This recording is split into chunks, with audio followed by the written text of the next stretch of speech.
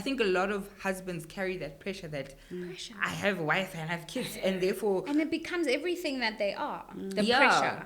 And then it's like, my dreams need to take a back seat because I'm thinking about these people. But I'm like, no, actually, I want you to still be you, David, the friend, the person that I know that you were good at this thing. But it was a stupid fight we had. He wouldn't tell me something his friend told him in confidence.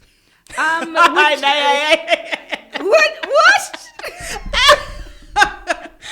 You are mad at your soon-to-be husband for because he wouldn't maintaining the trust his friend placed in him. Listen to how bad I was. It's so embarrassing to say because I was like, in hindsight, I'm like, what a good man. If I were to go to Lily in 2012, who's sitting in front of Black, who says, you're going to be my wife, and she's like, ha, ha, ha, I would go and say, babes, you're going to be okay because of 1, 2, 3, 4, 5. Because at that point, all the things Black were to me as a friend, he still is and has grown in, but as a partner, as but the thing that really that makes him a husband, girl, you're going to be fine. Yeah. 1, 2, 3, 4. What's good, beautiful people? Welcome to 2.5 Husbands, where we celebrate becoming better husbands.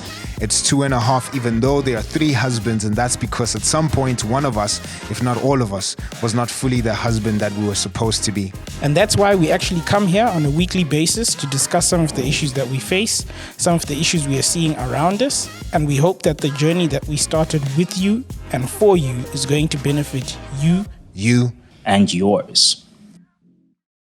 Hey, what's up, family? Black here. Shout out to you if you're joining us for the very first time. If you're a regular member of this podcast, you follow us, you've subscribed, you've shared our content with other people. Thank you so much. In fact, we're going to make a big deal in the not so distant future about us crossing over the 1,000 subscriber mark. It's been an exciting journey for us. We actually dropped our first episode last year in April the 5th, if I'm not mistaken. So we even haven't hit a year yet. And we've crossed over the 1,000 subscriber mark. So we're super excited and we want to make a big deal about it. We'll keep you posted on that. But now we want to focus on the month of love. Obviously today is Valentine's. If you haven't gotten anything, Hare, it's not on us. But if you've gotten something and you guys are celebrating that, that's pretty dope, man. Traditionally, Valentine's has been known as the month of love. But if we're honest, the focus has always been on our wives. It's always been on the sisters, right? And so what we wanted to do this year is say, let's actually make orange the new red, right? If you haven't noticed, orange is our brand color. Orange in color psychology stands for things like social communication, like enthusiasm, emotional strength. And those are the characteristics that we believe are supposed to be embodied by the kind of husbands that will make an impact in the marriages of this country and subsequently the families of our country. And so we want to celebrate husbands who will embody those attributes. And so we wanted to say this year for Valentine's, right? Can we make orange the new red? Can we shift the focus from the traditional spotlight that's always on the sisters and actually focus on husbands? Let's celebrate husbands who are becoming better husbands, right? Let's celebrate husbands who are showing up and are faithful to their wives, husbands who are there and want to champion good, healthy, just amazing marriages, right? And by amazing, I don't mean perfect. If you watch this podcast, you know that we are far from perfect, and we're just celebrating husbands that are really faithful, that are consistent, that are showing up all the time. I don't know how you celebrating your husband. I don't know how you are celebrating yourself as a husband this Valentine. You might be celebrating by showering your wife with many gifts, and we're just saying amen and amen to that. But we want to also say, man, yo, let's big up husbands who are doing really well. Let's big you up, bro, right?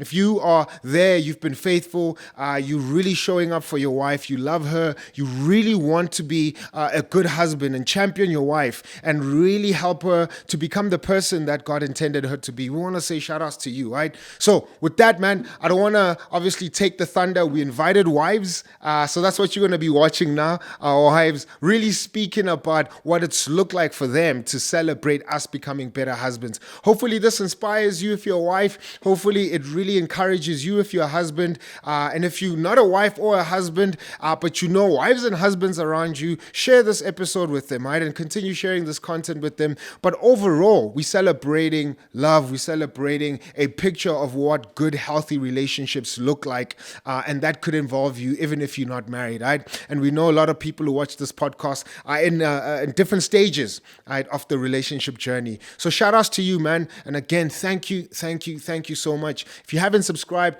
please do subscribe, right, and share this content with many other people. And it's going to bless them as much as it's blessing you, man. So with that said in mind, let me not take more of your time. Let's get into this episode and see how our wives speak about celebrating us becoming better husbands, right? Black Newborn, see you on the flip side of this. Leave your comments and we want to know what you actually think, right? We'll see you on the other side, right? Peace!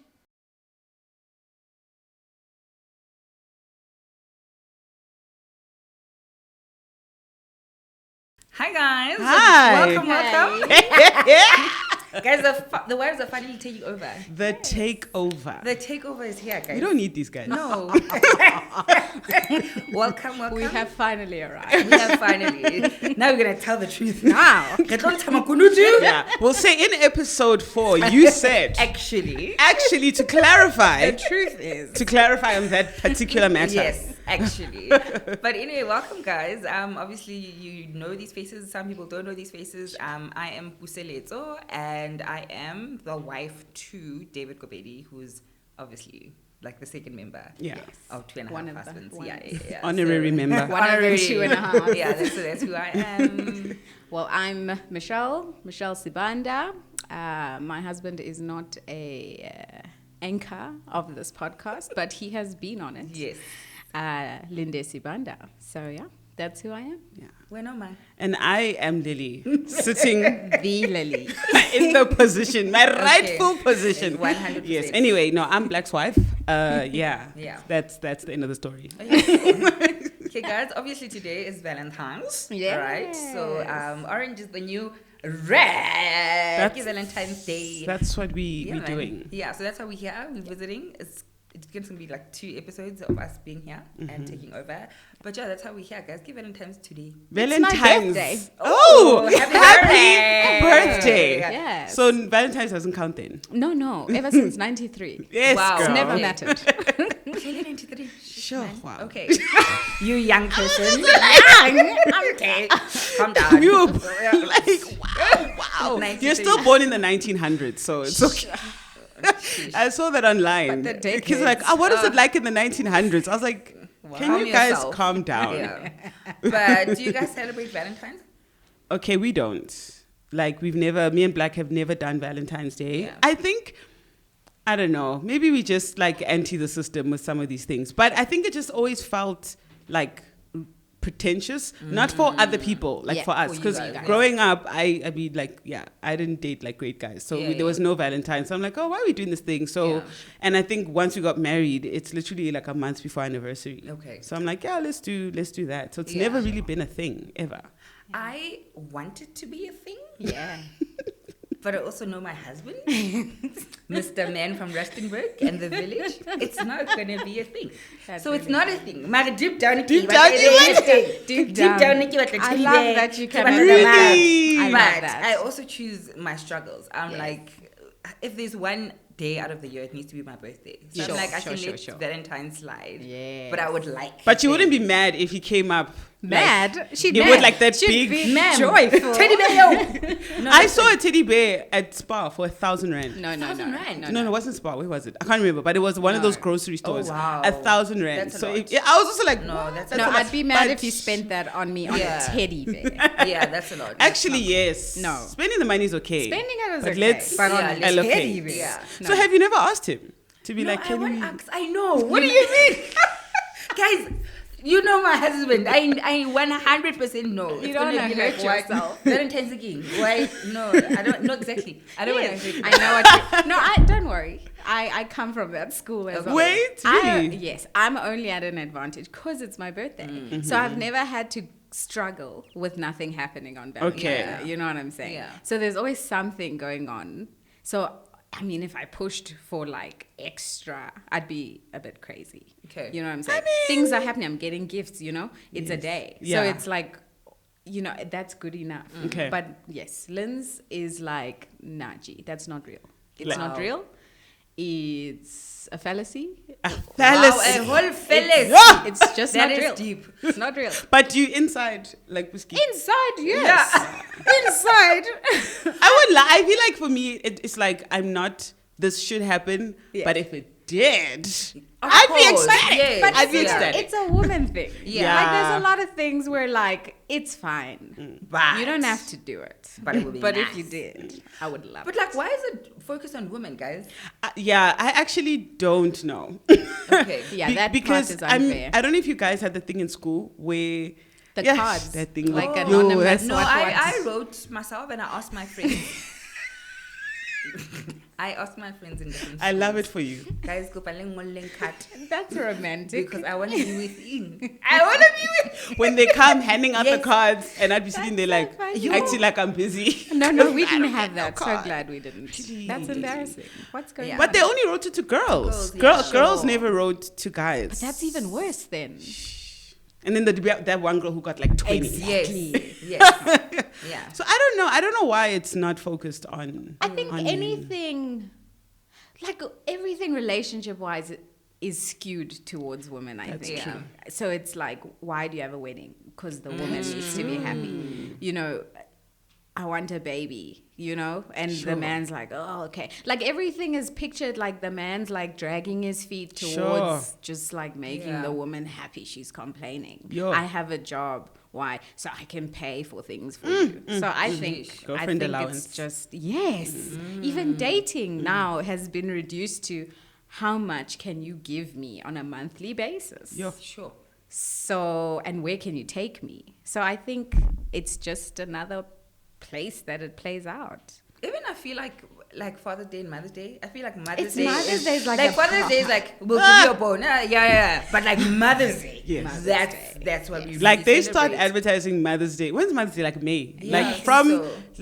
like March, Yeah. April, it's Mother's Day. Mother's Day. Yeah. Funny enough, speaking of that, at Zaya school, my daughter. So we had a parent teacher meeting. It was beginning of last year, and they were going through what the plans were going to be for, Yeah. because they'll celebrate like Father's Day, whatever, and then Mother's Day. Sorry, they'll celebrate Mother's Day, and then they used to have Superhero Day, which they were like Superhero Day. It could be your child's uncle, older brother, whatever. Okay. And then the principal was like, we're not sure if Superhero Day is working, so we're thinking of just making it Family Day. And, you know, honestly, in my instinct was like, yeah, sure.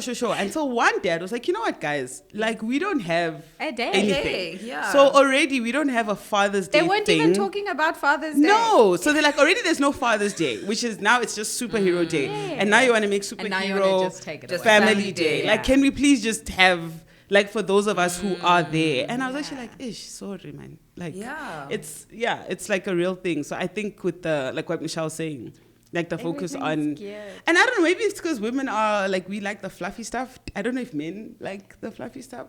Like, They do though. I don't know about fluffy. Not fluffy, but like- But I think they want to be appreciated. Yes. Yeah. And Yeah. I mean, yeah. And basic, obviously, that's what we're talking about today. Yeah.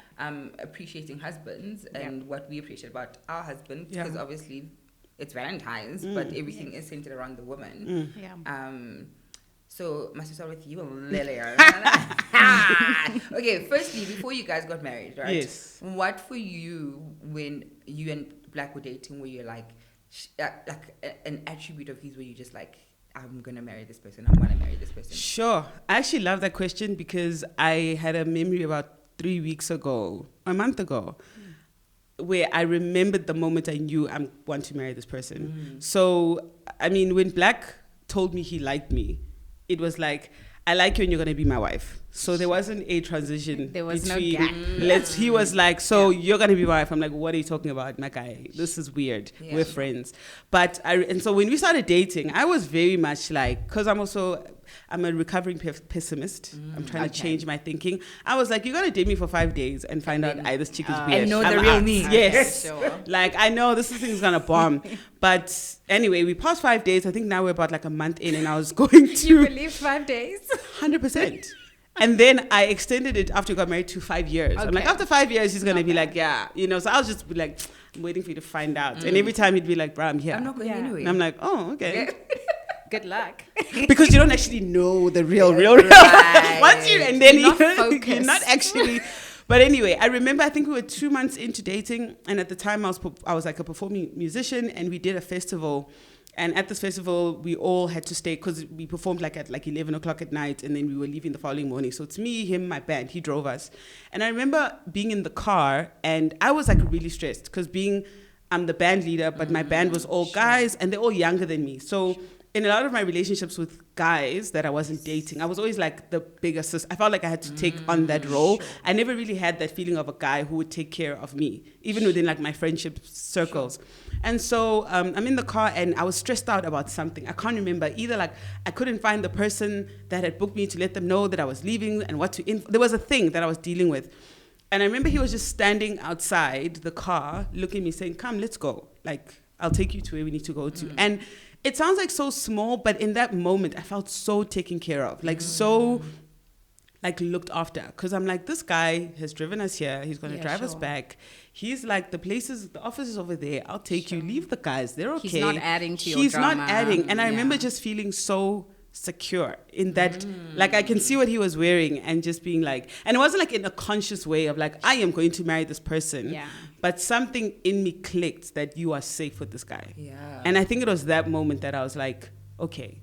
And there've been many moments since then where that has kind of just grown and like repeated, like a feeling of safety and to be safe with a man. Because the guys I dated up until that point were not safe people.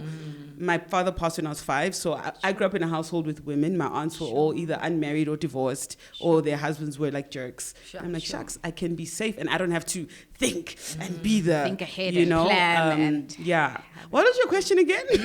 What is the first thing when you guys were dating that you were like, I'm going to marry this guy? It was that. Okay. It was that. And over time, that experience being repeated, where like, you're safe. It's okay. You're safe. Like, I've got you. And that was it for me. That's cool. And for you, Mish? Cool. I think it's quite similar.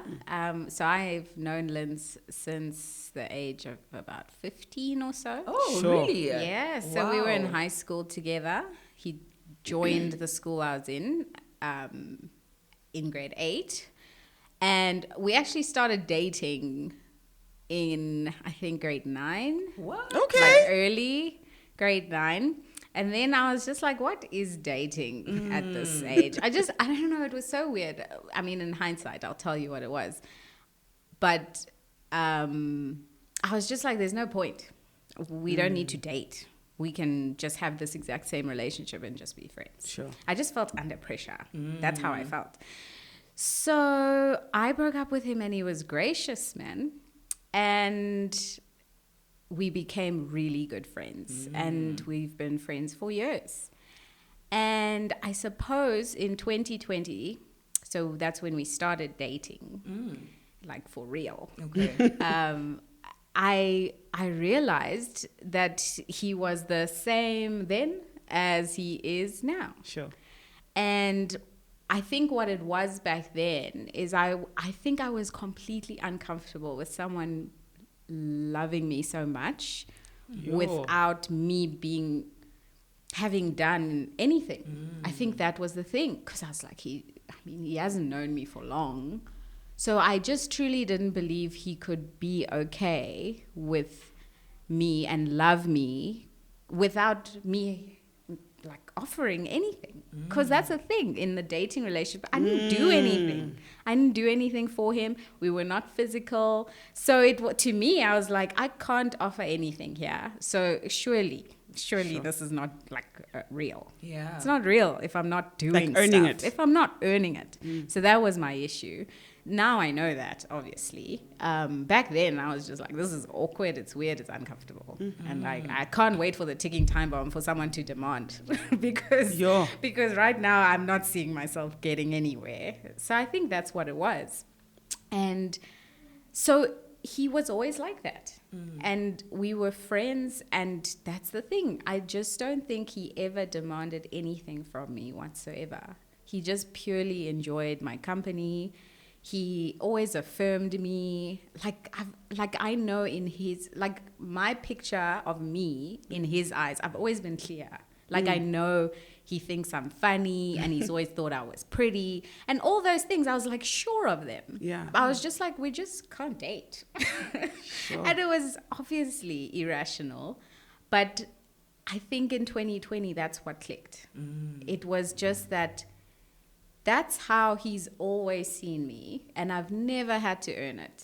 And if anything, throughout the years, I've definitely disqualified myself from being that person in his eyes, because I went off and I dated other people and we moved on from each other. We were friends, but I dated other people, also disregarded any notion or idea that he could be the one. And I made it clear in so many ways. To anyone who would listen. Not because I didn't love him, he was my friend, but it was because I was like, we're not going to date. That's all it was. We're not going to be together. So I made that clear because I never wanted some expectation on me. And then, I realized that despite me doing all those things, sort of kind of disregarding him in that way, it didn't change that picture. That he exuded how he saw me all the time in how we interacted with each other. And I was like, I want to be loved like that.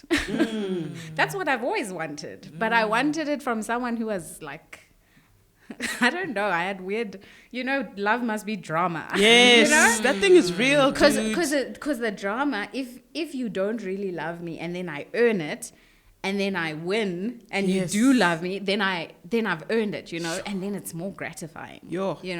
And that's ridiculous, because toxic. You can do that with like soccer, do that in netball, earn it. But with love, no. It's not supposed to be withheld like that and fought for and weird games like that. So I didn't know that, and then he kind of taught me that in that kind of safe relationship. But it wasn't safety. I doubted. It was love. It was just proper love. Yeah. And so I saw it. I realized that that's what the real thing feels like. Obviously, my relationship with Jesus is growing at the same time. So as that's getting clearer, this is getting clearer. So as I learn more from Jesus, this becomes more apparent, and it was a no-brainer after that. Wow. Can I just ask, when did you? So by the time he now approaches you in 2020, at what point were you approached him? Oh, really? Really? What? This took a turn. Yes. Came to your senses. I came to my senses, prodigal son kind of vibe, where I was like, listen, actually, I messed up. Wow. I literally, So in the recent past, he had asked me on a date. He said, he got this voucher. So it's not like he was pining after me. It's just in various times of life, light bulb would go off in his head. Okay. It was not going off in mine. And he also at one point said, we should be together and I'm going to marry you. And I believed him once. I believed him. And it was probably the December 2019 when he said that, and I believed him. I just didn't feel that way. So I was like, I totally hear you, but I don't see it. I don't know how. That's the best I could do. So anyway, asked me on a date. I said, so this is when I said the whole thing that I tried to make it as clear as I ever did, to be like, listen, there's no point in us going on a date, because if we start dating, we're getting married. There's nothing to know. There's nothing to discover. Yeah. So I was just like, I don't want to start that journey and then be like, thanks, it was good. So I was just scared of building some expectation. And I literally went back to WhatsApp, to the message where he asked me, and I was like, this is the best I can do, is bring receipts that there was a time you wanted me. There was a time. Is this not when you approaching him? This is when I go back and I'm like, historically. How about that date? What? I was a chicken because I was like, listen, if he rejects me now, my world is going to fall apart. Sure. So I was just like, hey, this is the best I can do, is sort of come with evidence to be like, one day you did say, so please keep your word. Oh my goodness. And what did he say? He's like, so have you changed your mind? And listen, when he met, I was like, listen, it's not a no. I was like, no, we're getting somewhere. And I was like, yes, I'm sorry. It's been a roller coaster, but I get it now. I didn't have to say much. Yeah. I was just like, I'm sorry. I know it's been a roller coaster, but I see it now. Wow. And he's like, well, yeah. Let's go. Let's go. Oh my goodness. And it was COVID lockdown. Sure. So obviously I didn't see him in the flesh for a while. Wow. But it was so cool. Yeah. Yes, I was excited. Yeah. So yeah, no, I approached him. Go, girl. He was done with me. At the I time, feel like by you the way. released a lot of women just by saying that. And some of the men are like, No, he deserves it. So that's the thing, appreciating yeah. it. He deserved it. Yeah. I And think you? for me, guys, I don't know if you guys went through this phase. I went through a phase where I think when you're a young Christian, right, and you meet a guy, he'll say he's Christian, but the next thing, man. And I'm like, are we not on the same page? And I'm like, yeah, I know we're getting tempted, but it was strong, Zara. But anyway, so that was kind of, and not like I dated a lot of people. I had like 2 boyfriends before David, and even then they weren't serious. If you're my ex and you're seeing this, you weren't serious. Surprise. But I remember like just when we were dating and just how, so in my eyes, right, David was always this serious, super Christian guy, like super whatever. Okay, sharp. Now Rajola. Now I'm like, You're waiting for the... why do you want to kiss me? Mzalwani wetang. You know what I mean? Like, you've got hormones now, Mr. Man. Like, who are You're a you? man. It's shocking. Yeah. No, I think he's also shocking himself. I mean, he's never been in a relationship. And obviously it's natural. You with someone, you start liking them, you want to hug them, you want to kiss them. Okay, sharp. But I just remember going through a season of seeing, like, we'd battle at different times where that one person is stronger than the other.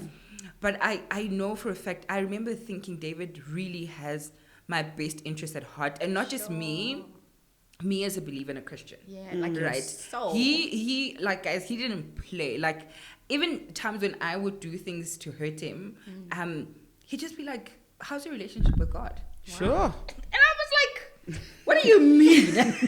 We're talking dating stuff. Like, you know what I mean? Like, it was just so weird to me. But I was just like, I remember thinking this person wants me to be at a good place with God. And that's always been, but in terms of appreciating him, I was just like, it was different for a guy. Yes, he probably wants to jump your bones, but he also doesn't because the Holy Spirit is convicting him. Yeah. Exactly. But he's just like, it's not about me, but where you with at God? And I was just like, okay, sir, that's quite hot. That's quite. Your face is hot. Honestly, No, that is like, it's such an attractive thing. That is like the protection we think about, right? Someone is like for you. Yeah. Like for your best interest. Yeah. That's very attractive. And I was just like, so that's like the first things that I remember. And then, okay, obviously, guys, then we get married. That's a different story. And we know that marriage is rough, right? And obviously, we've been through different seasons in our marriages. Yeah. What is one time where you guys, maybe if you can remember, like where it was a difficult season, but the way that your husband loved you or how he was there for you really stood out, and you really appreciate him for that? Sure. So for me, like, I think if anyone has followed the two and a half podcast for the past however many months it's been on, there's an episode, I don't know what episode number it is, but where it's married to depression, right? So if you're watching, go back and click that. That was the most challenging time for me and Black. Yes, like we've had, I think, ups and downs, but as a couple, where it's like, oh, we're struggling with career, or we're struggling with money, or we're struggling, like, where it's kind of something that's happening to both of you, but like you're okay as a couple. You know what I mean? So in all our ups and downs, we were okay as a couple. Like, we were still good. Yes. But I think that thing, shucks, that those 3 years, or I don't know, 2 years, I lost track. So when my depression was really, really bad, that was hard. But I think what made it tough was only realizing in retrospect, like when we spoke about it, when I was like doing much better, how hard it was. Because when you're in it, like you're just survival mode, quite literally just trying to stay alive for one more day.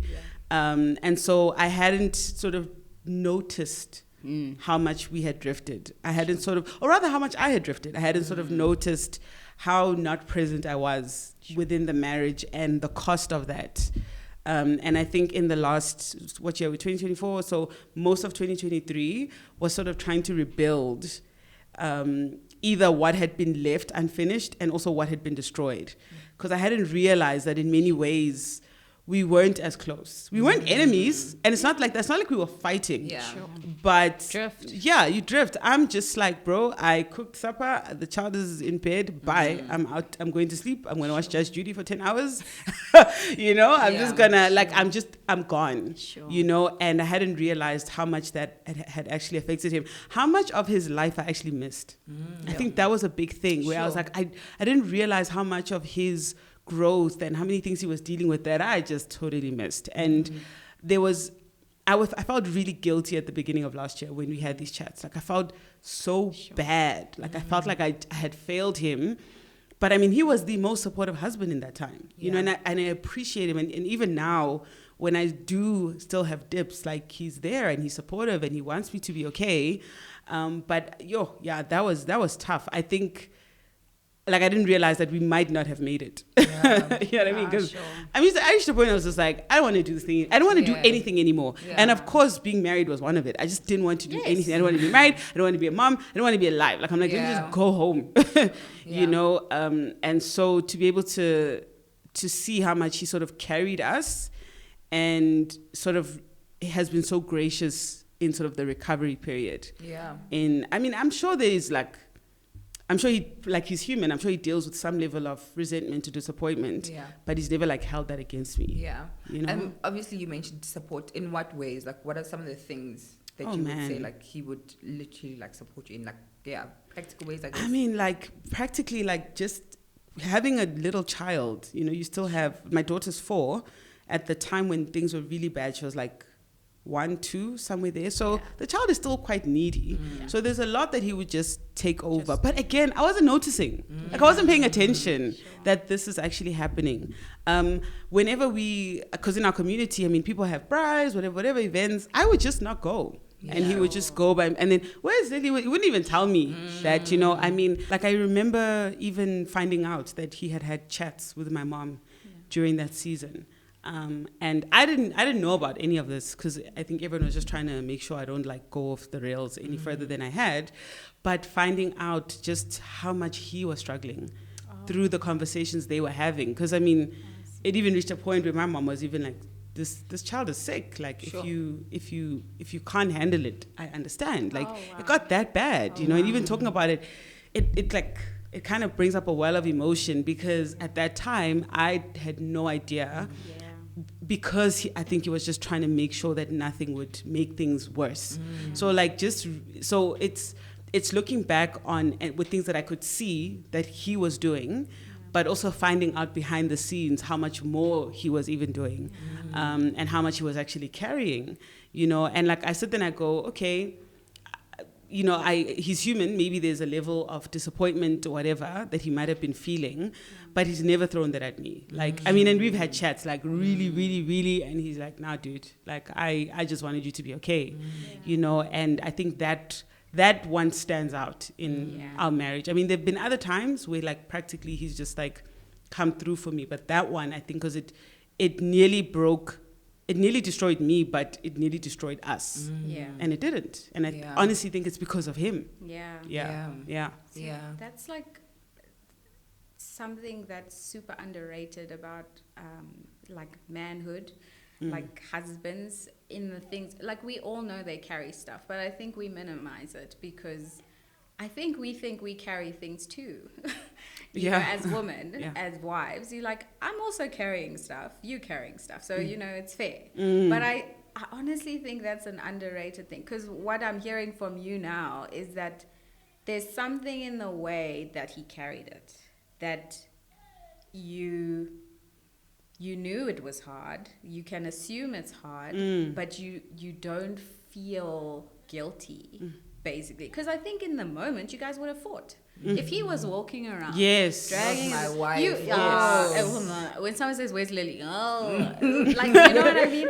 Yeah. You would have fought, and maybe yes, I think you're right that he is the reason that your marriage stood strong, because he did what a man should do. He carried the weight of his family, but he did it with grace. Oh, absolutely. You know what I mean? Like, that's super amazing. Because I know Black. If I think of all the years that have recently passed, you're mentioning this period. I can't say that in my mind there's this version of Black, then there's the switch up, and then now he's light again.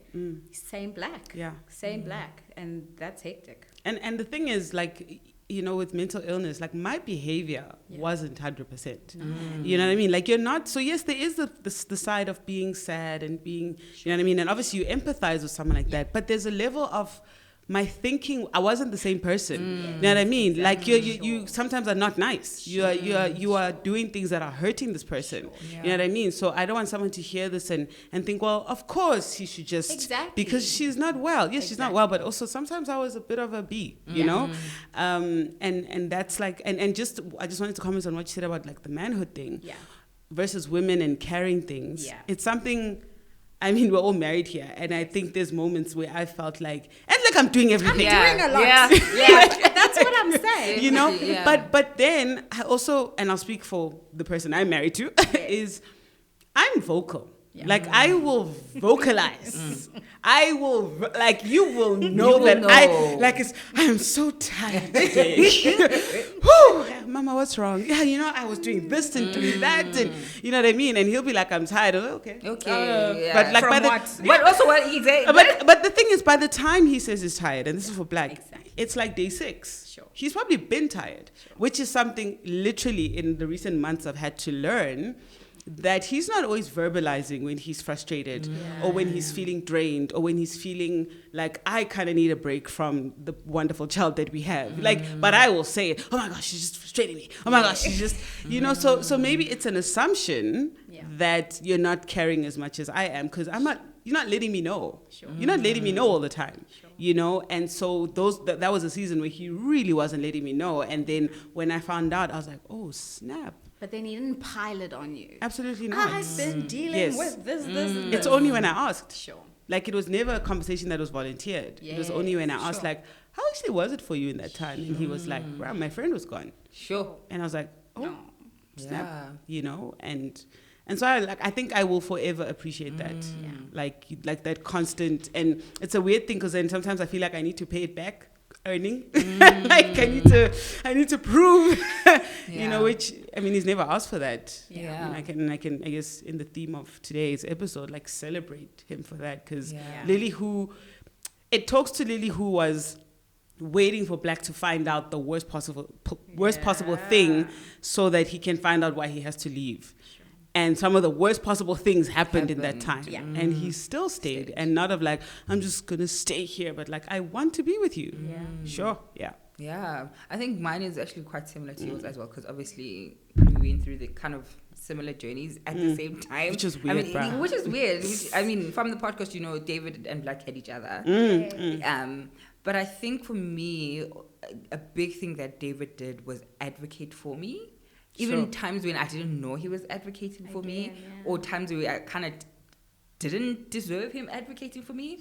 And it was such a big thing. So with my parents as well, where he's just like, nope, you don't talk to her. You need to talk to me about it. Because I also know, I think he knew, because my parents didn't really understand depression. They would say some hurtful stuff. And he was just like, no, let it come through me. But I think another one that, I don't think they've spoken about it, but for me, being a pastor's wife, it was such a big thing. People's expectations of, where's Pusky? Where's your wife? Why is she not here? It was super loaded. Do you know what I mean? Yeah. And for him, I can imagine for him, he's like, yeah, of course I want my wife and my family here. But also it's like, no, but my wife is not okay. Sure. And I'm not going to put the pressure to please you guys, so that she can just be in the chair, that you see her. Yeah. Do you know what I mean? And and I'm like, guys, imagine constantly 2 years every Sunday. That's big. Especially in our family, it's super close. It's super close. It's very close. evident So that Puski's not there because I was so involved. Yeah, because you know what I used to be mean? super involved, so it was noticeable. It was very noticeable, and he's got the kids. So now on Sundays, it's having to answer the same question every time. And like you said, I think similar to Black, he would have been like, "Yo, guys, my wife." Do you know what I mean? Once again, I interacted with David, and I never got that sense. I care about understanding people, so I'm super observant. You know. So I could have surmised, but I never got the sense from either one of them. Yeah, like not the weight, not the. I probably got it from you guys. From whenever you'd start to share, maybe you share a little bit on social media. Yeah. That's when I saw what you guys were going through. Yeah. But not from them. Yeah. Shucks. No, he's been an advocate for me. And even when Lily's saying, like, you can be just be nasty as a human being. Do you know what I mean? Like, and I can see he's getting upset, and but even when I did things that were hurtful to me, he was still advocating for me, not just because, you know what I mean? Like exactly. Like, you know, I don't think it's helpful for you to go hang out with those people at this very point in time. Wow. Obviously, me being me, I'm like, you're not gonna tell me. You're not gonna tell me. Who are you? Are you my dad? My poor husband. Like, I kick into defense mode. No, man. Just for that, I'm going. Net Friday. I wasn't gonna go, but because anxiety is here. Yeah, but I'm going. Net Friday, and he's just like, oh, okay. I'm not fighting you. We're on the same team. Do you know what I mean? Like, and it's weird because it's like, I mean, I think same as you, there's other stuff they've done that you can appreciate. But these ones were big. And I think they were big because it's when it mattered the most. Yes. Right? They were most vulnerable. Yeah. But also they're going through it. Yeah. Like, for me, I'm just like Lily, I'm like, bye. Shop. I didn't sign up for this. Do you know what I mean? I'm very quick to be like, and not to say divorce, but I'm like, I don't want to struggle. I don't want to suffer. I don't want to suffer. My marriage must be nice. It wasn't nice for him. Sure. Taking 2 kids out, like, seeing me sleep. Just what are you doing with yourself? You know what I mean? Like, but I'm like, he advocated for me. Yeah. When even at most I was probably the one hurting him. That is amazing. That is amazing. But I don't know if you guys have been through a tough time. Because you brand new. You brand new. Yeah. Kind of what? Still honeymoon phase. How many years? What? Marriage. We've been married? Yeah. 22. So 2 years. 2022. So you'll be... is when we had our wedding. Yes. Yes. Okay. Yes. Okay. There's underlying things there, but it's okay. Anyways, yes, no. So Okay. it's short. It's been short. Okay. It's just that we've known each other long. How long did you date? So wait, so you started dating end of 2019? About a year. Okay, cool. Yeah. Okay, cool. Yeah. Okay, so your relationship as a whole is still... It's still new as a couple. As a couple, yes. Yeah. But it doesn't feel new. Yeah, because you've known... Because I've known. Yeah. So for me, I think a big thing that feeds into this is, yes, I idolized relationships. That's just the fact of the matter. I can't speak about my relationship with Linz unless I speak about what relationships have meant to me. Okay. And that's been a big part of my identity my whole life. So I idolized this idea that, you find a man and you stay together and you do life together, you fight through all the things, and then you look back and it's been 20 years. Wow. Just all these pop culture kind of pictures and dreams of relationships. I wouldn't have seen myself that way. But I think also growing up, lots of divorce. I also I have a lot of aunts, the men are not there. They're just not there. So I think in my head, what I thought is, I want it to work. I want a family unit that is consistent and whole. And, you know, my parents are divorced, so that probably fed into that as well, that I wanted it to be different for me. And so that was my thing in life, that a job, career, whatever, I just want to make sure that the home front is like together and not perfect. So in my head, I'm like, it's going to be hard, but you stick it out so that it's, you know. So I think ultimately I built up this thing in my head that it's on me if this thing works or not. When I give up, that's when it will fail. So when you try, it will work. Did you think, sorry to interrupt you, did you think that of the relationships you had seen that people just gave up? Because I'm saying, like, some people see divorce and they're like, I'm not doing the marriage thing, but you were like, I'm going to do it, I'm going to make sure it works. So did you feel like maybe if they had worked harder, like you could bypass what you had seen? I think if I worked harder, then I could bypass the risk of things falling apart. I didn't think people didn't try. I just thought, what's the solution? And to me, I guess the logical solution was try harder. Yes. You know, I was a try hard in many areas. So I guess my default as well is just anything, you just work harder, things work out. Yeah. So with Lynn's, everything that I've learned from relationships in being so tight-fisted with them, I'm applying now. So I'm lucky because I've experienced all the ways that my relationships can fail. Oh wow. And that's what it is. I've learned about myself, all the unhealthy things I was putting into my relationships, thinking this is gonna make it work, fail. So the joy is that it all failed, and I tried my best. I've tried my best with many people, and I've had a 10-year relationship that failed. What? Sure. Listen, brother, 10 years. Not married here. No, I know, but I'm just like. That's what I'm saying. Wow. That's what I'm saying. So I really have learned a lot, and I'm not an expert. I was so desperate for this thing that honestly God had to give it to me, you know what I mean? And I got exactly what I wanted, and then it failed. And then it kept failing, and it failed in many which ways. I've had short relationships, long relationships, different type of people. I've tried to be all versions of myself in a relationship, and it just hasn't worked by virtue of me trying. Sure. So I think what's happening now is that the joy that a loving God can give you after you've made a wreck, you know what I mean? That's what's happening in my relationship with Lynn's. So it's just a lot of, this is not my achievement. I didn't achieve this. This is a gift, and I'm not looking to you to fulfill unrealistic expectations. And I'm not going to do that to you. So that's where I'm at. So not to say we don't have problems, but that's the honeymoon stage that we're in. Our hardest time, definitely wedding planning.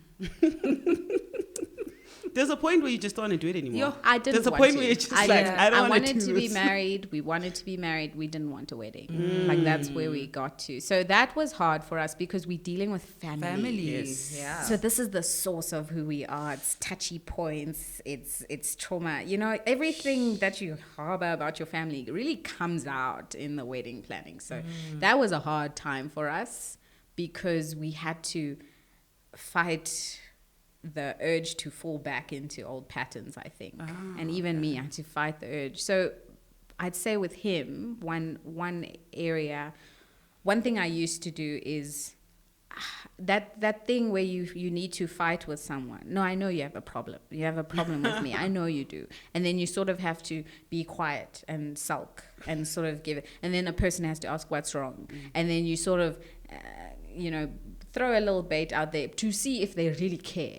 You know, they have to ask again or dig deeper into the little thing I just tossed out. Why do we like this guy? So I did that once. It was a stupid fight we had. He wouldn't tell me something his friend told him in confidence. What?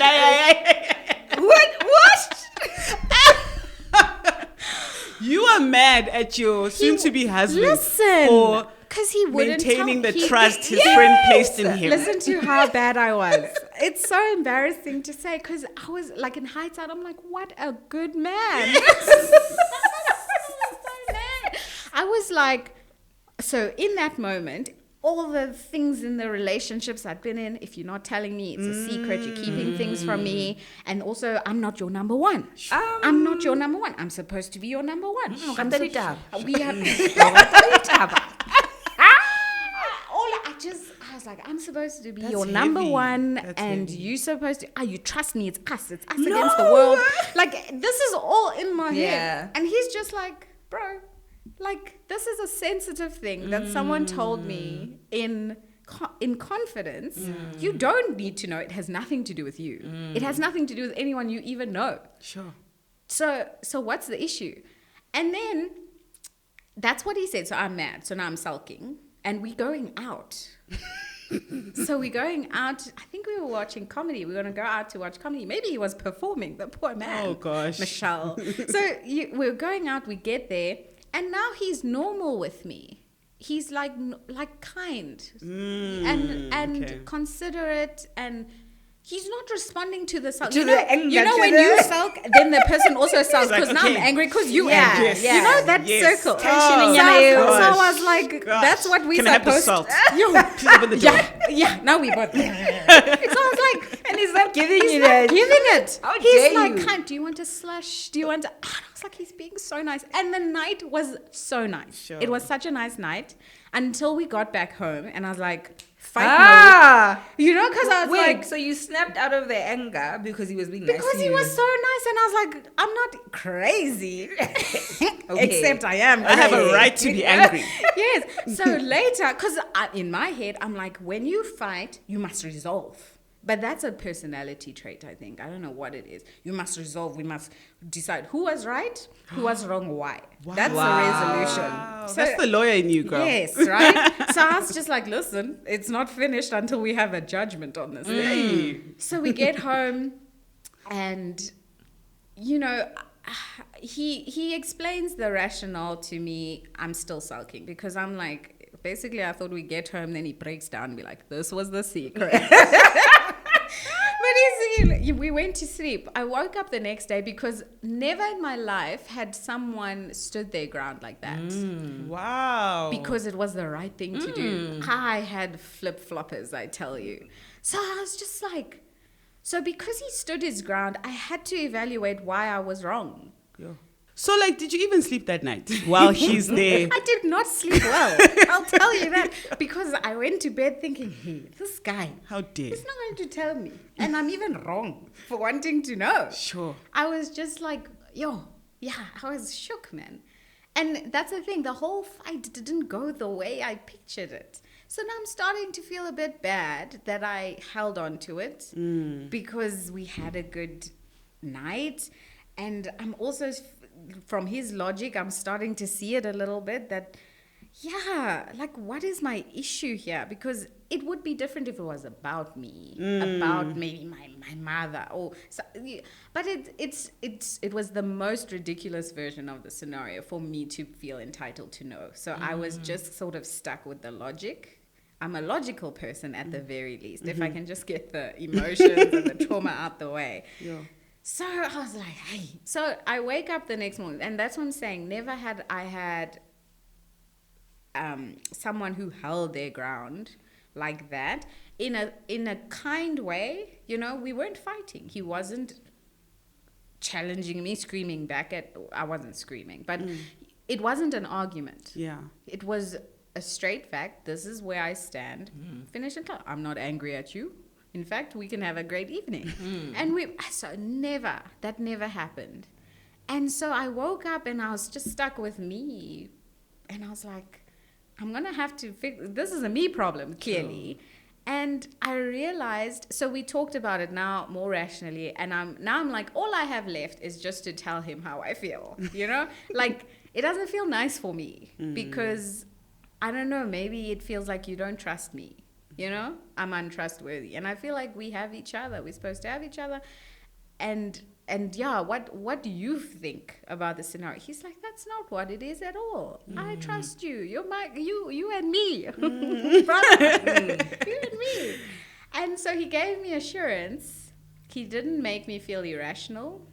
And he gave me assurance. And he just made it clear why it was the right thing. That's all it was. Did you apologize? I don't know. We know how easy that is for us to do. I don't think I apologized, but I made it clear that I wasn't thinking of it from your perspective. Okay. So you're speaking a different language. So what I did tell him is that, sorry, I'm learning here. That is I'm learning, because this has never really happened to me. Somehow I tied you're doing the right thing for your friend to how you feel about me. Sure. Do you see what I'm saying? Yes. So I did let him know that, sorry, I built the bridge and there's no bridge there. It's just, this is how I operate. Everything you do is a reflection of how you feel about me. That's how I operate all this time. So that was like a big fight to me. And he said to me as well, he's like, also, you must understand, if we're in disagreement, it doesn't mean that we can't love each other and we can't have a good night. Because he also saw I was a bit shook about that part of things. Yeah. That, like, why are we carrying on like this is all good, you know? And it was genuinely good. It wasn't pretense. So that's why he saw I was confused. He's like, by the way, sister, you need to learn that we can be disagreeing and we're still gonna rock. So we still gonna enjoy ourselves, because that thing has nothing to do with what's going on in general. And I was like, damn. That's my husband. Okay, sir. Smart. And it was revolutionary. Ever since then, I've never, you know, that toxic circle thing of holding on to a grudge until we fix it, and then my lawyer self, we must resolve who was wrong, who was right. It went away. And I was like, us fighting is not who we are. When we're in a moment and we fight, that's not who we are. I love it's that. Not, it's just something that's happening. Yeah, that is amazing. Now I have that to hold on to, because I needed something to hold on to. And so that's just, he taught me that. And I was very amazed, because I am stubborn. If I don't see something, I'm not moving. I'm not moving. I'm not moving. And he made me see it.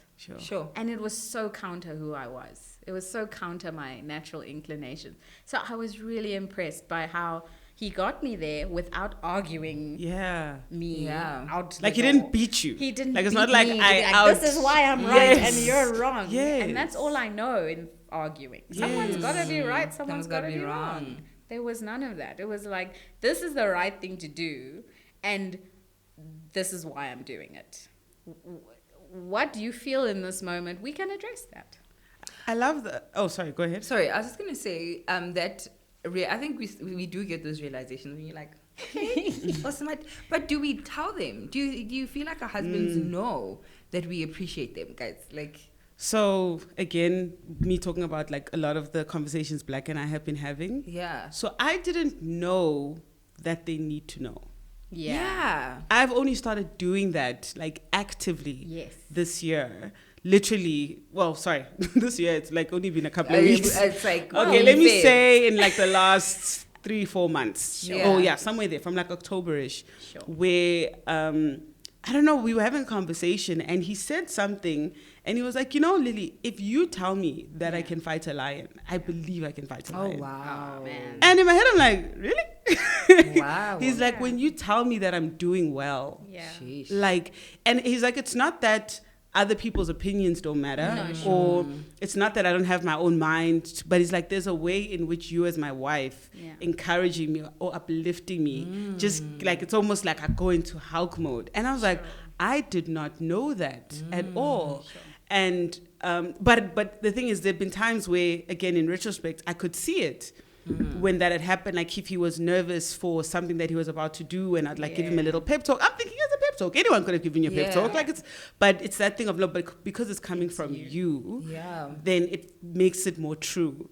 And so I've been actually very intentional now. And the thing is, that's not necessarily my way of sort of loving someone. Like I will generally, like I'll support your dream because obviously I want you to win, and I do that for everyone that I do love. But being that kind of way, like there are people in my life who will just randomly send me an encouraging message, and I'm like, oh, like and like it's weird. This is weird. Unless it's in a context where we're having a deep chat, and you know, but it's sometimes hard for me to receive that kind of thing. I don't know what that is. We'll discuss that when we go back to therapy. But so I'm not doing that. That's not my way of communicating love or whatever the case may be. So it is out of my sort of comfort zone. But I feel like that's me loving him. Yeah. So there'll be days when, like what you said, like, what a smart man, right? Yeah. And then I'll literally send him a message like, you smart, hey? I'll do it in my way. And I'll just be like, oh, maybe it was a sermon he did or something he wrote. Sure. Like, this is actually really cool. Sure. You know, but it's in a genuine way, you know, and it's something that I didn't know that he needed that. I didn't know that that's actually important. And I think we should, I realized, like, I need to do this more. Yeah. You know? I struggle with that, hey? I don't know why. Me too. Like, I'm like, don't you know, man? But you know. Oh, I wouldn't be here. Know, like, you know what I mean? Like, but isn't that like how there'll be women who'll be like, you never tell me you love me? Yes. And the man will say exactly that. Yes. I wouldn't be if I didn't love you. It's like, but you need to tell me. Yeah. Like, I need to know. I feel Yeah. like it's the same. It's a similar thing. I definitely know David would want to hear it more. Do you know what I mean? like, shucks, man, thank you for seeing me. Thank you even if it's something small, thank you for taking the kids out. I really appreciate that. But I'm like, it's hard, man. Like, you feel like you suck. I think sometimes you feel like you suck, especially when it's like maybe saying sorry is enough. No, I can't even say that. What's wrong with your heart that he has this reaction? I'm man, sorry. Yeah, Hannah, like, I'll say sorry in Does other it ways. make you feel soft? Does it make you feel like you like mushy? Oh, I think it's that thing of not being words of affirmation. They're just not a thing. Do you know what I mean? Like, in the same way that I eke out where somebody says, like, even if David says loving things, I'm like, are you dying? Why? What are we doing here? Exactly. Why are you appreciating me? Like, stop it. Yeah. You know, I hate cooking and I did it because you love it, but don't tell me that you appreciate me cooking. Like, why are you making this deep trauma response? Why? Some therapy stuff there. And the thing is, you do that. Like, if people will be like, whiskey, you're amazing. Are you dying? What's going on? What's going on? Yeah. So I'm just like, we know.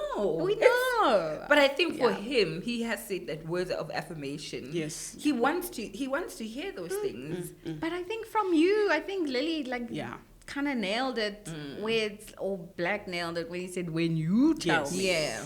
So I think it's like, maybe we minimize our place in their lives in a way where you think, as long as you have good people in your circle, in your corner, you're fine. You're fine. But I think you don't see that you're the wife. You know, you're his wife. You know, you're that one. So it's like, even if you're reiterating something he hears all the time, it hits different. There was I'll actually... show you. I need to say it in words. Yes. Of course, we're going to war together. Yes. Who do I need to fight? We're doing this every day. I'm there. Fighting. You just need the confirmation. You know that, like, you know how Google tells you, please just confirm it's you. Like, I did that when I logged in 6 months ago. It's still me. Authentication. Yes, you need that. Just by the way, are you? There was a day Black came home. I mean, he's never done this, and he was literally like, I just need you to remind me that I can do this thing. Oh. And it was something that he was, and I remember he just looked so, shaken isn't the word, but it's like, bro, like, it's going down. He's like, just remind me that and I remember I was in bed. I was so tired. And you know, I struggle with sleep, and I think he had been out late. And now it's loud, and it's like I was just drifting. I'm like, the lights on, and I remember feeling like, no. Like, right now, can we do? And I was like, cool, bruh. And I had to, like, you know, the you is kind, you is smart, like, like the whole you is important. But like, I had to, and you know, and even that, I'm like, that's loving the person, right? Yeah. Like, but it was just, and it was so profound because he had never done that. Because also my husband doesn't ask. That's also another thing where I'm like, you know, like, I do complain a lot here. Like, but I'm like, but you complain in your mind. I complain out loud. And I'm like, when he was like, I just need you to remind me that I can do this thing because I'm feeling, and we just went for it. But he asked me Yeah. You know what I mean? Yes. It wasn't, I mean, I don't know. What, guys are weird, man. They'll like banter or whatever. Yeah. I don't know if he could have sent a text to his friend, yo, I'm fine, I'm feeling a bit, whatever. Sure. And it was just, again, I think that reminded of what you're saying, like, you're the wife. Yeah. Like, there's The a wife. certain, Yeah. your voice, I think, hopefully your marriage is in a place where it's healthy enough, where your voice is one that carries life with it. Sure. You have the potential to carry life with it, but also like to death. You Yeah. can destroy this man's dreams. I think like as women, sometimes right now in life, in society, we fighting this thing of what it is to be a woman. Like we fighting that supportive role. But there's so much power in that. Yeah. Like if you see it for what it is, the good thing that it is, you being a support, a helper to your husband means if he does not have you, he does not have help. And someone without help does what? They struggle. Yeah. They doubt themselves. So it's like that's a thing, that's a role you need to like take seriously, I think. And who doesn't want that? And who Who's out there saying, don't support me? don't support? Yeah. I Don't tell like me I can support. do it. I hate support. Like we all want that, Yeah. So, But I think like even when I just think of like the many TikToks and just in general, guys, I'm just like, it's so easy for people to focus on men being rubbish men. Yes. And the good relationships. Often people will be like, yeah, but that's not real. Do you know what I mean? Like, for me to say, my husband has never cheated, it's like, no, but it's going to happen. Yeah. All men cheat. Do you know what I mean? Like, it's almost taboo for us to celebrate good marriages and good husbands. Yes. And it's like, no, it's impossible. That can't be. You're lying. And it's You know like what I taboo mean? to want to be a good wife. Yeah. Do you know what I'm saying? Yeah. Because my husband's supposed to want to be a good husband. He's supposed to cherish me. But for you to cater to your man is like, oh, honey, you naive. Why are you falling into that trap? You know what I mean? Yeah, To be like, I want his life to be easier, even if it means making my heart a bit harder. So if I have to cook every day because he comes home late and it's a bit tricky to come home to no food. If I'm like, if I cook now at 6, even though he's going to eat at 10, he would appreciate that I'm going to do it. It's like taboo. It's like, why you're not a slave. I remember he can cook for himself. It actually reminds me of when people found out that Chimamanda Ngozi was married. Yeah. It was like, you're married? Sure. Because she's the feminist. And she was like, I'm a woman. Like it almost like there were people, and it wasn't everyone, there were people in the comments who almost felt betrayed. Yes. Almost like, oh, you've given up to patriarchal whatever standards. And she was like, I'm married, I have a traditional husband, I have a child. Like it was a thing. was a revelation. And I think that's so profound where when you're saying like the idea of being a wife and being like some of it is actually beautiful. Like, listen, listen to what he said to you. Yeah. Your words of support. Yes. What it can do for him. And what that does for me. Yes. Like a sense of like value. Yes, Not to say that but that's my the husband point. is the only thing that gives me value, but it's like, wow, my voice really matters somewhere, especially here. You know what I mean? And just as a human, to want to have an experience where you have a level of significance. Yeah. Like it's a good thing. It's a good thing. thing. And it's things where I'm even evolving where I'm like, I used to hate cooking. Like I hated it for many, many years. Yeah, I remember. You were the dishwasher. I was fine with that, but I hated cooking. But practically, it just made sense that I did it, and I would often do it with resentment in my heart. Sure. Because Black cooks well, but he takes literally. There was a time during lockdown, Black would do these date nights. Here's my husband, Shem. He'd do this, and he'd cook. Yeah, there was a time I fell asleep. He started cooking at 6. Like, we ate at 11:30. And I remember he's like, you can go to bed. And I'm like, no, it's fine. It's fine. But anyway, so the whole cooking thing has been like a real, like God has had to work on my heart. And he has, because now it's been a thing where I had to approach it in such a way, like, let me cook stuff I want to cook. Sure. So I don't ask anyone what they want to eat. We're eating what I'm craving for. That's a good strategy, right? So I'm like, you. that's what we do. I'm like, I know that you have a preference for this and that, whatever the case may be. And so it's now become a thing that I've grown to like love it, but cooking for my family or cooking for my friends. And the thing of growing up, single parent home and seeing my aunts sort of deal with men who were not so great. Yeah. The vision of a woman making a meal for her husband used to be such a horrible thing. Like just that picture was like, not me. We ain't gonna do that. We are going the opposite direction. But now I'm like, I'm there and I'm making a meal for my family and we sit down. And sometimes it's an amazing meal. Sometimes it's okay, but we're all together. And like, for me, it feels like I'm creating a mood and feeling and an environment, for my family. Like, that's awesome. I love that I can do that. Because on days when I don't cook, which, it's like, I'll probably cook like 2-3 times a week because I extend those meals, girl. Like, we are going to eat the same thing for 2 or 3 days. Things are a bit disjointed in the house. You know what I mean? And now it's actually like, shucks. But when I think of like the TikTok girlies, some of them where it's like, for no man, whatever. I'm like, but actually, I kind of like this. Enjoy it. It's cool. I like not having to carry the groceries. Like I'm literally like, I'm gonna open the door and like go with my child, like sit inside. You can carry that stuff. I don't want to do it. You know, and it's actually like there's so much beauty in the whole like being a wife. And best believe I was that girl who would see literally probably podcasts like this and be like, oh, here are the wives again. The wives. So boring. So I would sometimes push against things that didn't need to be pushed against. You know, but there's a lot of beauty that I've experienced and healing as well. You know, from things that I didn't think were possible for someone like me. I just didn't think that you can have that.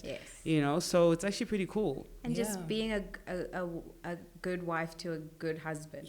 It's like, it's so gratifying. So it's just like, I like that Linz feels valued. I want him to feel valued and I want him to be recognized in general. So I just tell myself that I need to be the number one person doing that. Like, if that's what I want for him, then that's what it must start with me. So I'm just determined. Also, I just feel like in his life, he just hasn't gotten his flowers, you know, in just so many areas. Plus, he's a creative. Guys, life is so hard for creatives. He did it. That was what his podcast was about on 2.5 Husbands. And that's why I respond that way. Not because I'm amazing. It's just, I'm not like sacrificing anything. Do you know what I mean? It's like, you are good at what you do.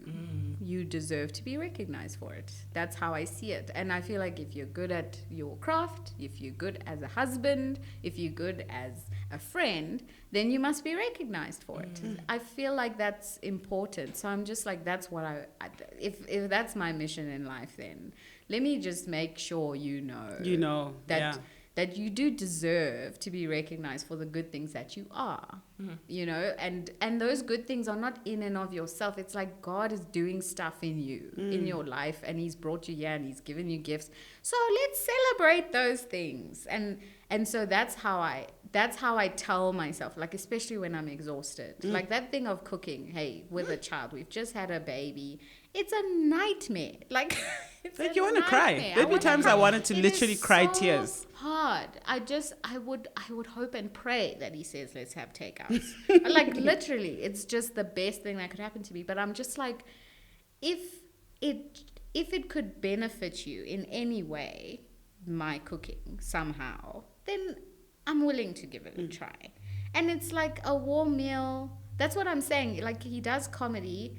There's a difference between coming home hungry and having to make yourself food and coming home hungry and finding food. Like, obviously, that's better, you know? And I'm like, as many times as I can do that, I want to try, you know? And I don't always do it. But that's my motivation, because I'm just like, you're a good husband, so I just want you to feel like you are. And here's a plate, man. Here's a plate. And it's so small, but it's so big. It's so small, but it's so big. And it's big. It takes a lot out of my soul. Yeah. Do you guys think... Sorry, I'm just like... Obviously, I don't know how to say... There's almost no way to celebrate a husband, right, without, like, indirectly or talking reference to us, right? But I remember... seeing a TikTok, and it made me think, because I mean, you have these feminists, but do you think it is somewhat self-centered of us to celebrate our husbands almost based on how we benefit. Yeah, like what you could get in return. Not necessarily what we could get in return. So for instance, like on TikTok, you'll see a man says, okay, why do you love your woman or your wife, right? And the man will say things like, you know, she carried my babies. Or when I come home, the house is always clean. And it's always what I'm getting from my wife, or not getting as in transactional. Okay, I hear but you. it's never just as a woman, like who she is. Yeah. And I'm just aware of it in terms of how we answered. Yes. I don't know if it's self-centered. Is it like...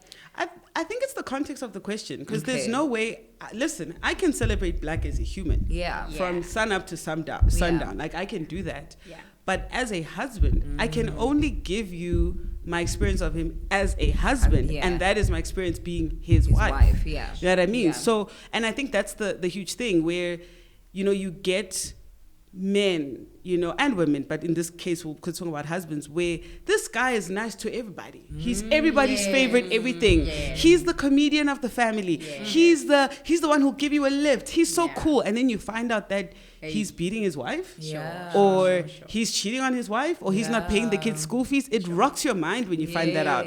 So I do think it is, I don't think it's self-centered. I think the focus is on what makes a good husband. And as your wife, this is what has made you a good husband, because that's what I experienced, right? And like, you could talk about Black, I could talk about David, I could talk about Linde. Yes, I can say, as a person, I can give you a list of things, but I'm like, if I were to go to Lily in 2012, who's sitting in front of Black, who says, you're going to be my wife, and she's like, ha, ha, ha, I would go and say, babes, you're going to be okay because of 1, 2, 3, 4, 5. Because at that point, all the things Black were to me as a friend, he still is and has grown in, but as a partner, as but the thing that really that makes him a husband, girl, you're going to be fine. You know what I mean? So I don't think it's a bad thing. But I think I do understand, though, the flip side of it, where, you know, a husband will give his wife a shout out and say, because she carried my kids. And it's you like, kind of want to be like, I never a choice. The child was growing. Where was the child supposed to grow? like where else? You know, so I guess that would be my. I would still answer it the way that I have. I wouldn't change my answer. For me, though, I feel like that's a good point that you're making, and I think one thing that I have realized in my relationship with Linz is it is valuable to uplift him in the things that he's doing outside of me. So sort of that thing of, if you tell me I can do this thing, I can do it.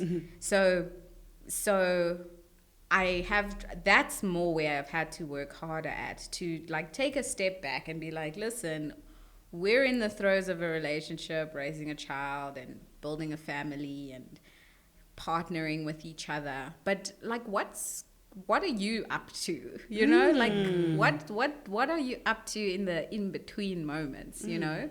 Because it's like, I've thought about it, because I'm like, you know, I don't know, sometimes I don't know if Linz understands that outside of me benefiting from him succeeding, I still want him to succeed. Oh, wow. What makes you say that? Because everything he does is for his family, you know? And so sometimes I've gotten the sense that I need to release him, you know, from that. It's an obligation he should have. He's a husband and a father, but I release him from it because I felt safe enough that if I tell him to let this thing go, he's not going to be like, okay, cool, you guys don't matter anymore. Peace out. Okay. So I think it's like he's made me feel so safe that I can let him go, let him go. So one example is like, you know, comedy income is so up and down. And I've been super flexible. We both have the same philosophy about money, which is lucky. We're grateful for that.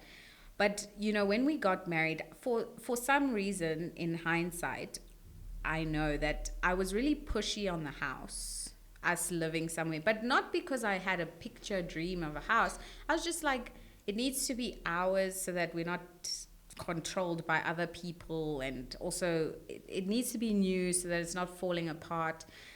and then we're fixing and pouring money into, this broke. Because I also, like, growing up, that was a thing. I felt very frustrated by things that went wrong out of nowhere. Okay. And so I've tried a lot to avoid that. So then I realized at some point that maybe I was trying to get security from that thing, not in a bad way, just in a futuristic thinking way that, like, if this thing can be sorted, we can focus on other things. Yeah.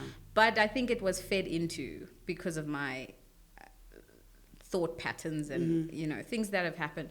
So at one point, I was just like, I need to release him from the responsibility of this house. He mustn't think that this house is my dream more than, him.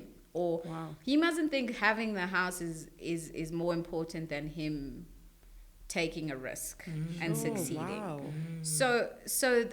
But you see, I had to learn that, and that's what I'm saying. I just got the sense that sometimes I need to release him from the obligation of being a husband and a wife.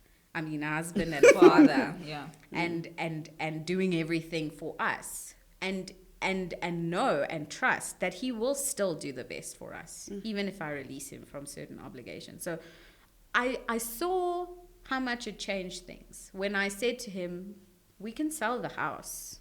We can sell the house.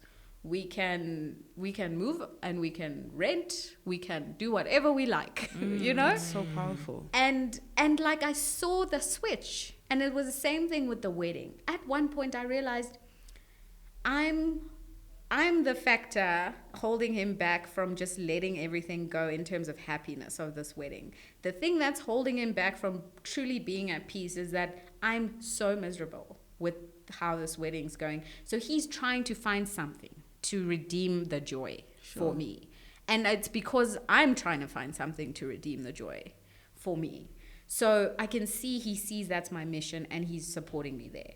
And then I just realized, I'm like, sister, let it go. So I told him, and you see, when I let it go, I made a point again of telling him. So I said to him, I was like, listen, if we get married even in 2 years from now, we can have the little traditional thing now, and we can have the wedding whenever. I never wanted it like that, and I made it clear. But I just said it one day, and the weight that lifted from him and me. And it just helped us. It helped our household to know that we have that freedom. And that's what he didn't walk away and be like, great. Yes. I don't need a job. I don't need to try. I don't need it. It motivates him because he's not working under pressure. Yeah. Because it's pressure. So maybe that's the word. Not release him from the obligation, but alleviate the pressure. The pressure, yeah. That's huge. It's such a... So the reason why I asked is because I think, like you said, obviously we are their wives. Yeah. So we're going to answer from a wife's perspective. But being a husband or being a wife, that's not all you are. Yes. Yeah. Right? Yeah. So I just think it's in celebrating our husbands in and outside of ourselves. Yeah. Because, I mean, you can split it, but you can't. But like, when you're talking, I'm thinking about David and his journey. Do you know what I mean? Like, just in general with life. Like, I think a lot of husbands carry that pressure that I have a wife and I have kids, and therefore... And it becomes everything that they are. The Yeah. pressure. And then it's like, my dreams need to take a back seat Exactly. because I'm thinking about these people. But I'm like, no, actually, I want you to still be you, David, the friend, the person that I know that you were good at this thing. But I think often then they'll even almost like dumb it down, like, the things I enjoy are not important at this point. You know what I mean? I'm just thinking about, I need to that's not important. Yeah. But I'm like, no, it is, because as a whole human, this is who you are and this is what makes you. But I think often it's almost like, it's all about the wives, man. Do you know what I mean? But the man, as the husband, yes, you're a husband, but you're also a man. Yeah. I mean, I've often said to David, like, sir, I will do. Must I quit my job now? I'm going. Let's go. You know what I mean? Like, he has been wanting to plant a church forever, and I know I kid around, and I'm just like, hey, because I mean, also I'm like, well, no, extreme. He wants to go to the village. I'm like, why is it always? Like, why? Like, let's find in between. Ukilabona, Benito. There are also people there who need Jesus. People by the beach who need Jesus.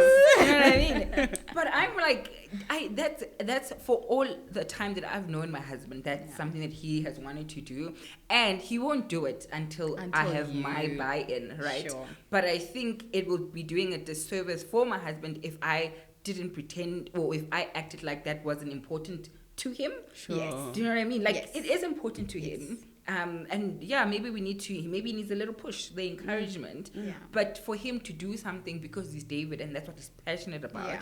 And I do think it will have a ripple effect in affecting our family. No, Obviously. of course, yeah. You know what I mean? Yeah, When he's yeah. happy. But I am like, I'm going. We can go, sir. Sure. We can go. Just be sure. Just Don't just. But sometimes it is just. yeah. But I think I appreciate having a person who I think I've seen us both grow, and just seeing him as a human being, like, cause you know when you're just like, yo guys, like my husband, people have it rough out there, and you're just like, I have genuinely a good husband. Yeah. Like genuinely. Yeah. Like, You're just like, you're so cool. and you're so funny, cool, man. Like Lesha, woman. People like you. Yeah. You know, You your know, mother's man. proud of you. Mm. You know? No, we I- really it- have good husbands. It actually reminds me of sorry that you said that, because I had a conversation with Black's mom, and we don't have like deep chats. Yeah. Not because we can't, Yeah. which I discovered we can. We just never have. We just never have. And his sister was traveling. She's gone to Rhodes, and so I was calling his mom to be like, "How are you feeling? The little one is gone." Da, da, da. And I don't know how we got there. Oh no, I had made a joke because she was like, "Yeah, Lily, you are forever my makoti." It's like, she's like, like I love you, and it's just like, oh my gosh, because I mean the mom Black grew up with that he describes wasn't that like emotive, and expressive. And so she's telling me this, and so I had made a joke. I was like, even if me and Black divorce, like you'll always be a mom-in-law. She cut me down. She was like, don't say that. Don't, because I mean, she's divorced. I mean, I said it in jest, but the way she got so serious, I'll never allow it. I'll never. And it was just the intensity of it, like, got me. But also because her experience was quite hard. But then, as we spoke, because now I felt like I needed to reassure her that we're not going anywhere. We're fine. Like I'm not. This is not a kind of a threat. Is not a hint. And I said to him, like, you raised a good boy. Yeah. I was like, you really raised a good boy. And I mean, obviously, I'm saying good boy because it's her son. Not that I think Black is a boy, just in case. Yes. I'm like, you know what? With everything you guys went through as a family, like the hardness of Black's dad leaving and just everything. I'm like, he could have turned out to be like a rotten human, with like 20 kids all over the country. Yeah. I'm like, he's a good guy. And I was like, girl, you did that. Yeah. And just being like acknowledging that and sort of going back to like, your mom did that, but you're a good guy. And I remember because I had said it to Black, I think over December. Yeah. We had gone on this drive, and he was like, this drive used to take with his dad, and just being like, yo, we used to take this drive, and it used to mean so much to us. We had so much hope as a family, whatever. And I remember saying it to him, that I'm like, it's so sad that he's not getting to see the man you've become. And I remember it was like a moment, because I hadn't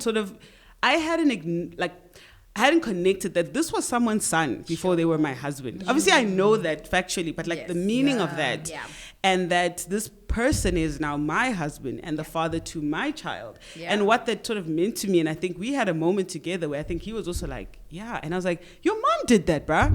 I need to let her know. I'm like, you're a good guy. Like, if you weren't my friend, I would be like, you should date Black. You know what? I mean, if you weren't my husband, I'd be like, you should date Black. Same here. Listen, all my life, because I wasn't interested in Linz, I was advocating for the man. I was like, listen, I wanted my best friend to marry him. That's what I wanted. Sure. So, he's great. Yeah. I think a lot of, and I'm not saying like a man shouldn't provide, guys, but I feel like there's so much pressure that a man, and I'm like, we're not talking about, you need to marry a man that is kind. Yeah.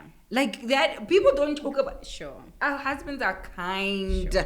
Not even just for me, just in general. They are kind, loving people, respectful. Yeah. Like, I mean, I'm like, and this is not to say like, we're not saying that our husbands are perfect. I mean, you've heard the conversations that they've had. They're not perfect. But I'm like, I can't imagine like David screaming at me Yeah. and being rude and Yeah. treating me like I'm less than. Like, just that respect, you know what I mean? Like, and even if it happens, right, whenever now, it's like now I can confidently say that that's out of character. Do you know what I'm saying? Yes. So it's like, even if the possibility were to come, someone says, hey, Linz did this. My first instinct is, what's wrong? What happened? You know? Because at the core, you are a good man. You're a nice person. At the core, you've decided. You know what I mean? You've made choices about who you're going to be. And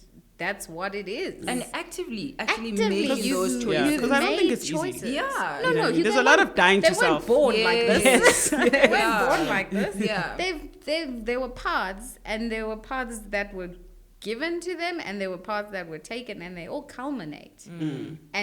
And so it's like, yeah, man, just the pride that like you could be anyone else. You could be any other type of person. Yeah. But you're not. You know, and the providing thing, I wanted to just touch on that quickly. I think in many ways, similarly to the archetype wife, there's the archetype, husband. Yeah. You know, and again, I didn't know that Black had that thing, like that, I need to provide. I need They to, all because have it. I'm like, my They mom was all doing have it, bro. it. Like, Yeah. I was the one fixing the light bulb. My mom paid for it. Like, what are you talking about? Like, I provide for myself, you know? Sure. But the whole thing of, you need to provide, and I think Lynn said it in that episode actually, where he's like, a lot of us grew up in homes where dad was providing, but he wasn't happy. Yes. And I'm like, that thing of like, dude, that thing wrecked me when I watched that podcast, because I'm like, I can remember, like, I mean, my dad was great, the little I remember of him, but I would remember that if he was in a mood, the house was in a mood. Sure. If he could make an event like buying pizza be the most exciting thing, it would be. But also, if he was upset, listen, it's a thing, and it's not like my dad was like violent or anything, but it's just how he felt could dictate how the whole house was. And I hadn't given that memory a label, a name. I hadn't addressed until that episode, and I was like, that is so true, because between Black and I, he is the more like upbeat one. Like, generally, he wakes up like this. You know what I mean? And my daughter also wakes up like this. I'm like, oh gosh. Then I have to get myself into the high vibes, But literally, like, when he's weighed down, I can try, and it's not like he's throwing his weight around, but just when he's not okay, we all feel it. You know what I mean? And so I sit there going, like, ultimately, I need you to be a happy person. I need you to be joyful so that we can have a happy life. You know what I mean? Because yes, you can buy us whatever. And listen, I absolutely love spending my husband's money. It brings me so joy. much joy. Like, I can have my own, but I want to spend yours. And I mean, we married. Obviously, what's yours? Yeah. But the fact that it's just swipe your card. It says your name, right? name. I didn't get the SMS. You got the SMS. I just sat there when it was time to pay. And I was just like, and it just things did you pay the happened. bills? It makes me happy, right? And I want all of that, but not at the cost of having a home that is unhappy because you're unhappy. And I'm like, for me, it's a thing where if work or career is going to do that to you, then let's figure something else out. You know what I mean? And listen, me and Black have been like broke. So we know what it feels like when we talk about, like, we'll just eat whatever. When you're saying this, you mean it. I You're mean not it. saying because you don't know. It's not that song, Yeah. What I think it was Justin Bieber. We could be homeless. We could be broke. I'm like, Justin Bieber, you've never been homeless, so and you never will be. But I haven't been homeless. Black has. But my point is just, we know what it's like to really go without, to not have much, or make like a little bit of money stretch. But even in those moments, like, we were happy. And like, of course I want to be like stinking rich and happy. But honestly, like, to be in an environment, to come home every single day where someone's unhappy, you're drained, I don't want that. So for me, I'm like, be a provider. Be like, I want you to do those things. So I also think it is important for him as a man. Like that's part of what makes him. Amen. And it's not an obligation in a way that is negative. And I think he said it a lot of times on this podcast. Like it's not. I think he calls it cold obligation. I don't know what he's got his thing where it's like it brings me joy to do that. But I'm like, in whatever it is you are doing to achieve that, let it not like drain your soul. I want to be with a happy person. You know, like I would contend. I know I might be stretching it a bit, but providing, I think, because we're in such a consumerist kind of world, provide means money in this world. But I would say that thing that you're describing, I think it's a part of providing. I think it's actually a part of providing. What are you providing? You're providing... It's almost like you are bringing what this house needs to thrive. Do you know what I mean? So it's like you do need money, but there's other things you gotta bring. That's powerful. Yeah. So I think that's you being a good provider. It can't be minimized to just cash. 100%. You gotta bring. You have to bring the plan. Yes. You have to bring a blueprint of our lives. You have to bring the possibilities of, like, you have to give me something to work with as a woman. So I feel like it's part and parcel. Like, I don't want providing to be like one job and enjoy another.